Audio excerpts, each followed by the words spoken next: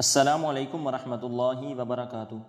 حضرت سیدنا ابو ہریرہ رضی اللہ تعالیٰ عنہ بیان کرتے ہیں کہ حضور نبی اکرم صلی اللہ علیہ وسلم نے ارشاد فرمایا، جس شخص نے کسی مومن سے دنیا کی کوئی تکلیف دور کی تو اللہ تعالیٰ اس سے قیامت کے دن کی کوئی تکلیف دور فرما دے گا۔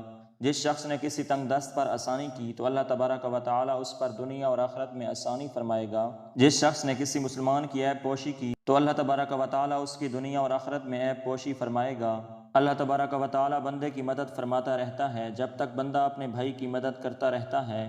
اور جس شخص نے طلب علم کے لیے کوئی سفر کیا تو اللہ تبارک و تعالیٰ اس کی وجہ سے اس کے لیے راہ جنت آسان فرما دیتا ہے۔ اور جب کچھ لوگ اللہ تبارک و تعالیٰ کے سوا کسی گھر میں اکٹھے ہو کر اللہ تبارک و تعالیٰ کی کتاب کی تلاوت کرتے ہیں اور آپس میں پڑھتے پڑھاتے ہیں تو ان پر سکینت نازل ہوتی ہے، رحمت انہیں ڈھانپ لیتی ہے، فرشتے انہیں گھیر لیتے ہیں اور اللہ تبارک و تعالیٰ اپنے پاس فرشتوں میں ان کا تذکرہ فرماتا ہے۔ اور جس کے عمل نے اسے پیچھے کر دیا تو اس کا نسب اسے آگے نہیں بڑھا سکے گا۔